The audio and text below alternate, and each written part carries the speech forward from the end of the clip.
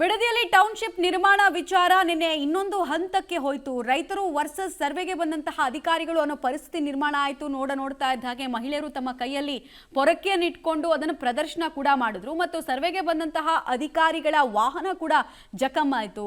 ಒಂದು 3-4 ಜನ ಸಿಬ್ಬಂದಿಗಳಿಗೆ ಗಾಯಗಳಾದಂತಹ ವಿಚಾರ ಕೂಡ ಗೊತ್ತಾಯಿತು. ಈ ಪ್ರಕರಣದ ಬೆನ್ನಲ್ಲೇ ರೈತರ ಮೇಲೆ ಈಗ ಎಫ್ಐಆರ್ ಅನ್ನು ದಾಖಲಿಸುವುದಕ್ಕೆ ಮುಂದಾಗಿದ್ದಾರೆ. ಎಫ್ಐಆರ್ ಆಗಿದೆ.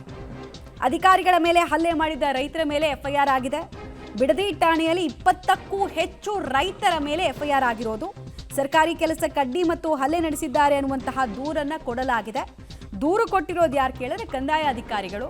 ಯಾಕಂದರೆ ಸರ್ವೆ ವ್ಯಾಪ್ತಿಯೆಲ್ಲ ಬರೋದು ಕಂದಾಯ ಅಧಿಕಾರಿಗಳ ಡಿಪಾರ್ಟ್ಮೆಂಟೇ ಅದು. ಸೊ ಹೀಗಾಗಿ ಅಧಿಕಾರಿಗಳು ಕೊಟ್ಟಿರುವಂತಹ ದೂರಿನ ಅನ್ವಯ ಎಫ್ಐಆರ್ ಆಗಿರೋದ್ರ ಮಾಹಿತಿ ಸಿಗ್ತಾ ಇದೆ. ನೋಡಿ, ಪ್ರಶ್ನೆ ಇರೋದು ಇಷ್ಟೇ.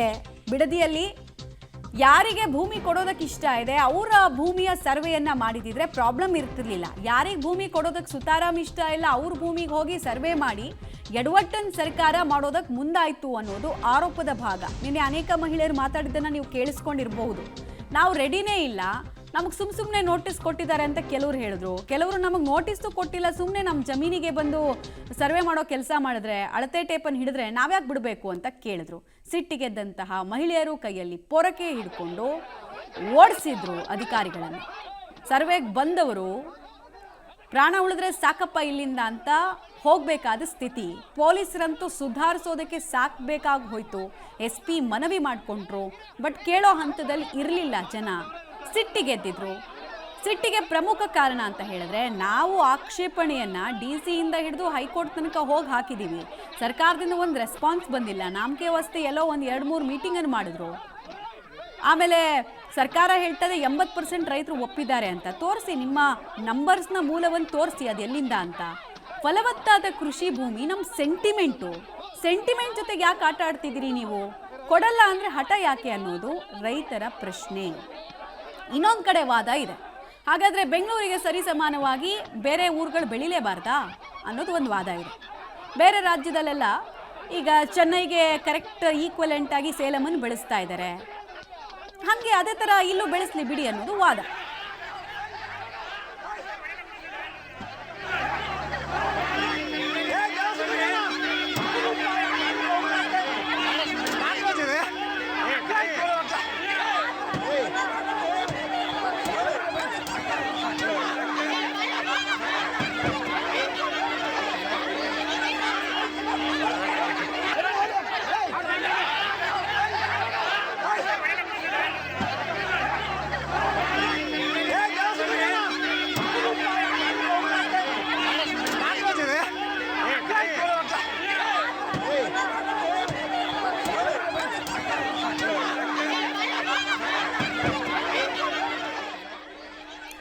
ನಿನ್ನೆ ಆದಂತಹ ಘಟನೆಯ ಡೀಟೇಲ್ಸ್ ಇದು. ಇವತ್ತೇನಿದೆ ಚಿತ್ರಣ, ಆ ಡೀಟೇಲ್ಸ್ ಅನ್ನು ಕೊಡ್ತೀವಿ.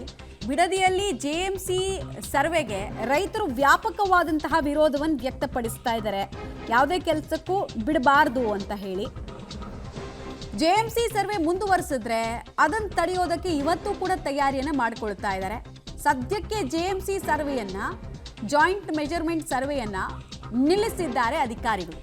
ಮುಂದಿನ ದಿನಗಳಲ್ಲಿ ರೈತರ ಜೊತೆಗೆ ಮಾತುಕತೆಯನ್ನು ನಡೆಸೋದಕ್ಕೆ ಚಿಂತನೆ ಆಗ್ತಾ ಇದೆಯಂತೆ. ಇನ್ನು ಯಾರ್ಯಾರು ಭೂಮಿ ಕೊಡೋದಕ್ಕೆ ಒಪ್ಕೊಂಡಿದ್ದಾರೆ ಅಂಥವರ ಜಮೀನಿಗೆ ಹೋಗಿ ಸರ್ವೆ ಮಾಡೋದಕ್ಕೆ ಬೇಕಾದ ತಯಾರಿ ವಿತ್ ಪೊಲೀಸ್ ಪ್ರೊಟೆಕ್ಷನ್ ಮಾಡ್ತಾರಂತೆ. ಆದರೆ ಯೋಜನಾ ವ್ಯಾಪ್ತಿಯ ಹಳ್ಳಿಗಳಲ್ಲೂ ಕೂಡ ರೈತರು ಅಲರ್ಟ್ ಆಗಿದ್ದಾರೆ.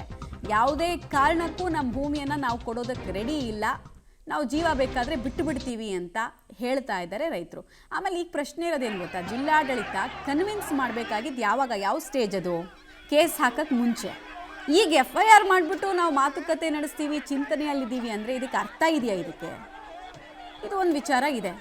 ಆಮೇಲೆ DK ಕ್ಯಾಬಿನೆಟ್ನಲ್ಲಿ ಅನೇಕರಿಗೂ ಕೂಡ ಅಸಮಾಧಾನ ಒಳಗೊಳಗಿದೆ. ಯಾಕೋ ಎಲ್ಲ ಒಳ್ಳೆ ಕೆಲಸವನ್ನು ಇದೊಂದು ವಿವಾದ ನುಂಗ್ ಹಾಕ್ಬಿಡುತ್ತಾ ಅನ್ನೋ ಭಯ ಇದೆ. ಡೀಟೇಲ್ಸ್ ಕೊಡ್ತಾರೆ ವಿನಯ್, ನೇರ ಸಂಪರ್ಕದಲ್ಲಿ ಜಾಯ್ನ್ ಆಗ್ತಾ ಇದ್ದಾರೆ. ವಿನಯ್, ನಿನ್ನೆ ಆದಂತಹ ಇಡೀ ಘಟನೆಯನ್ನು ನೋಡಿದ್ವಿ ನಾವು. ಯಾವತ್ತಿಗೂ ಕರ್ನಾಟಕ ಮರೀಲಿಕ್ಕೆ ಆಗಲ್ಲ. ಯಾಕಂದರೆ ಪಶ್ಚಿಮ ಬಂಗಾಳದಲ್ಲಿ ನಾವು ನಂದಿಗ್ರಾಮದ ಹೋರಾಟದ ಮುಖಾಂತರ ಮಮತಾ ಬ್ಯಾನರ್ಜಿ ಏನು ಮಾಡಿದ್ರು ಅದನ್ನು ನಿನ್ನೆ ಬಿಡದಿ ರೈತರು ಮಾಡಿದ್ದನ್ನು ನಮಗೆ ಹೋಲಿಕೆ ಮಾಡ್ಕೊಳ್ಬೋದಾಗಿತ್ತು. ಅಷ್ಟು ದೊಡ್ಡ ಮಟ್ಟದಲ್ಲಿ ಕಾಣಿಸ್ತಾ ಇತ್ತು ನಮಗೆ. ಇವತ್ತು ಹೇಗಿದೆ ಚಿತ್ರಣ? ಇವತ್ತೇನಾಗಬಹುದು ಅಂತ? ಮಮತಾ ಈಗಾಗಲೇ ಬಿಡದಿ ಟೌನ್ಶಿಪ್ ವಿರುದ್ಧವಾಗಿ ರೈತರ ಹೋರಾಟ ಕ್ಷಣ ಕ್ಷಣಕ್ಕೂ ಕೂಡ ತೀವ್ರಗೊಳ್ತಾ ಇರುವಂಥದ್ದು. ಅಂದರೆ ಟೌನ್ಶಿಪ್ ಯೋಜನೆಯನ್ನು ಕೈ ಬಿಡಲೇಬೇಕು ಅಂತ ಸತತವಾಗಿ ಸುಮಾರು 480ಕ್ಕೂ ಅಧಿಕ ದಿನಗಳಿಂದ ರೈತರು ನಿರಂತರವಾಗಿ ಹೋರಾಟವನ್ನು ಮಾಡ್ಕೊಂಡು ಬರ್ತಾ ಇದ್ದಾರೆ. ಅಷ್ಟಾದರೂ ಕೂಡ ಸರ್ಕಾರ ಒಂದು ಕಡೆ ಈ ಒಂದು ಯೋಜನೆಯನ್ನು ಮಾಡಿಯೇ ತಿರಬೇಕು ಅನ್ನೋದ್ರ ಬಗ್ಗೆ ಕೂಡ ಸಾಕಷ್ಟು ಹಠವನ್ನು ಹಿಡಿದು ಕೂತಿದೆ. ಆ ನಿಟ್ಟಿನಲ್ಲಿ ಅದರ ಬೇಕಾದಂಥ ಪ್ರಕ್ರಿಯೆಗಳನ್ನು ಕೂಡ ಸರ್ಕಾರ ಈಗಾಗಲೇ ಮಾಡ್ಕೊಳ್ತಾ ಇರುವಂಥದ್ದು. ಅದರ ಒಂದು ಭಾಗವಾಗಿ ನಿನ್ನೆ JMCಯನ್ನು ಮಾಡಲಿಕ್ಕೂ ಕೂಡ ಅಧಿಕಾರಿಗಳು ಮುಂದಾದರೂ ಗ್ರೇಟರ್ ಬೆಂಗಳೂರು ಅಭಿವೃದ್ಧಿ ಪ್ರಾಧಿಕಾರದ ವತಿಯಿಂದ ಈ ಒಂದು ಟೌನ್ಶಿಪ್ ಯೋಜನೆಯನ್ನು ಆಗ್ತಾ ಇದೆ. ಹಾಗಾಗಿ ಆ ಒಂದು GBDA ಅಧಿಕಾರಿಗಳು ನಿನ್ನೆ JMC ಸರ್ವೆಯನ್ನು ಕೂಡ ಮಾಡಲಿಕ್ಕೆ ಮುಂದಾದರೂ ಈ ವೇಳೆ ಅಧಿಕಾರಿಗಳಿಗೆ ತಡೆಯನ್ನು ಒಡ್ಡಿರುವಂಥ ಕೆಲಸವನ್ನು ಕೂಡ ರೈತರು ಮಾಡಿರುವಂಥದ್ದು. ಅಂದರೆ ಪೊರಕೆಯಲ್ಲಿ ಹೊಡೆಯುವಂಥದ್ದು, ಅವ್ರಿಗೆ ಹಲ್ಲೆಯನ್ನು ಮಾಡಿ ಸ್ಥಳದಿಂದ ಅವರನ್ನು ಓಡಿಸುವಂಥ ಕೆಲಸವನ್ನು ಕೂಡ ಮಾಡಿದ್ದಾರೆ. ಜೊತೆಗೆ ಈ ವೇಳೆ ಈ ಘರ್ಷಣೆ ಏನಾಯಿತು, ಘರ್ಷಣೆಯಲ್ಲಿ ಅಧಿಕಾರಿಗಳು ಹಾಗೂ ಪೊಲೀಸರಿಗೂ ಕೂಡ ಸಾಕಷ್ಟು ಹಲ್ಲೆ ಆಗಿರುವಂಥದ್ದು. ಜೊತೆಗೆ ರೈತರಿಗೂ ಕೂಡ ಈ ಬಗ್ಗೆ ಹಲ್ಲೆ ಆಗಿರುವಂಥದ್ದು ಈ ಒಂದು ಗಲಾಟೆಯಲ್ಲಿ. ಈ ನಿಟ್ಟಿನಲ್ಲಿ ನಿನ್ನೆ ಆ ಒಂದು ಇಡೀ ಮಂಡಲಹಳ್ಳಿ ಗ್ರಾಮ ಏನಿದೆ, ಗ್ರಾಮದಲ್ಲಿ ಬಿಗುವಿನ ವಾತಾವರಣ ನಿರ್ಮಾಣವಾಗಿತ್ತು. ಸ್ಥಳಕ್ಕೆ ಹಿರಿಯ ಪೊಲೀಸ್ ಅಧಿಕಾರಿಗಳೆಲ್ಲರೂ ಕೂಡ ಭೇಟಿ ನೀಡಿ ರೈತರ ಮನವೊಲಿಸುವಂಥ ಕೆಲಸವನ್ನು ಕೂಡ ಮಾಡಿದ್ರು. ನಿನ್ನೆ ತಾತ್ಕಾಲಿಕವಾಗಿ ಸದ್ಯ ಈ ಒಂದು JMC ಸರ್ವೆ ಏನಿತ್ತು ಆ ಸರ್ವೆಯನ್ನು ಸ್ಥಗಿತಗೊಳಿಸಿರುವಂಥದ್ದು. ಆದರೆ ಮುಂದಿನ ದಿನಗಳಲ್ಲಿ ಯಾವ ರೀತಿಯಾಗಿ ಆ ಒಂದು ಸರ್ವೆಯನ್ನು ಮಾಡ್ತಾರೆ ಅನ್ನೋದು ಕೂಡ ಸಾಕಷ್ಟು ಕುತೂಹಲ ಮೂಡಿರುವಂಥದ್ದು. ಈಗಾಗಲೇ ಪ್ರತಿ ಹಳ್ಳಿಗಳಲ್ಲೂ ಕೂಡ ರೈತರು ಅಲರ್ಟ್ ಆಗಿದ್ದಾರೆ. ನಮ್ಮ ಗ್ರಾಮಕ್ಕೆ ಬಂದರೆ ನಾವು ಇವತ್ತು ಕೂಡ ತಡೆ ಒಡ್ತೀವಿ ಅನ್ನೋ ಒಂದು ಮಾತನ್ನು ಕೂಡ ಹೇಳ್ತಾ ಇರುವಂಥದ್ದು. ನಿನ್ನೆ ಅಷ್ಟೇ ರೈತರು ಕೂಡ ಹೇಳಿದರು, ಇನ್ನು ಮುಂದೆ ಏನಾದರೂ ಅಧಿಕಾರಿಗಳು ನಮ್ಮ ಅನುಮತಿ ಪಡೆಯದೆ ಸರ್ವೆಗೆ ಬಂದರೆ ಮತ್ತೆ ಗಲಾಟೆ ಮಾಡ್ತೀವಿ, ಮತ್ತೆ ಅವ್ರಿಗೆ ಪೊರಕೆ ಏಟನ್ನು ನೀಡ್ತೀವಿ ಅನ್ನೋ ಒಂದು ಎಚ್ಚರಿಕೆಯನ್ನು ಕೂಡ ನೀಡಿ ಕಳಿಸಿರುವಂಥದ್ದು. ಆ ನಿಟ್ಟಿನಲ್ಲಿ ಇದೀಗ ಅಧಿಕಾರಿಗಳು ಮುಂದಿನ ದಿನಗಳಲ್ಲಿ ಯಾವ ರೀತಿ ಚಿಂತನೆ ಮಾಡ್ತಾರೆ ಅನ್ನೋದನ್ನು ಕೂಡ ಕಾದು ನೋಡಬೇಕಾಗಿದೆ. ಜೊತೆಗೆ ನಿನ್ನೆ ಏನು ಘರ್ಷಣೆ ಆಯಿತು ರೈತರು ಹಾಗೂ ಅಧಿಕಾರಿಗಳ ನಡುವೆ, ಈ ವೇಳೆ ಅಧಿಕಾರಿಗಳ ಮೇಲೆ ಹಲ್ಲೆ ಮಾಡಿದ್ದಂಥ 20ಕ್ಕೂ ಹೆಚ್ಚು ರೈತರ ಮೇಲೆ ಇದೀಗ ಪ್ರಕರಣ ದಾಖಲಾಗಿರುವಂಥದ್ದು.